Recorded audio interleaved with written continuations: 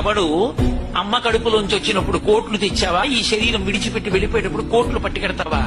Alexander the world conqueror అనిపించుకున్నవాడు శరీరం విడిచిపెట్టే ముందు చెప్పుకున్నాడు, శవపేటికలోంచి 2 చేతులు ఇలా బయట పెట్టేసినవి పాతి పెట్టేసి బయట పైన బోర్డు పెట్టండి, Alexander the world conqueror who has conquered the entire world left this world without taking in a single naya paisa with him, stretching his hands like this. ఇలా ఖాళీ చేతులతో వచ్చాడు, ఖాళీ చేతులతో వెళ్ళిపోయాడు. నువ్వు పట్టుకెళ్లేది ఏదైనా ఉంటే నీళ్లతో తడిపిన, బట్టతో తుడిచిన, ఎప్పుడూ చెరిగిపోని గీతలు గీసిన శిల్పి ఉన్నాడే పరమేశ్వరుడు.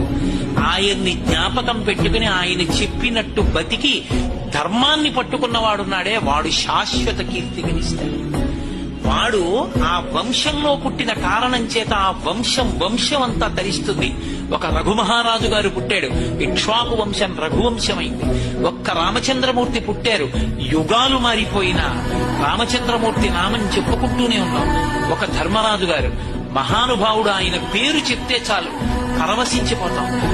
ఎక్కడ ధర్మమో అక్కడ విజయము, ఎక్కడ ధర్మమో అక్కడ రక్షణ, ఎక్కడ ధర్మమునందు అనురక్తి లేదో, ఎక్కడ ధర్మము విడిచిపెట్టబడి కేవలము ధనమునకు మాత్రమే విశేష ప్రాధాన్యత ఇవ్వబడుతుందో అక్కడ కేవలము పతనము తప్ప ఉన్నతి అన్న మాట అన్వయము కాదు.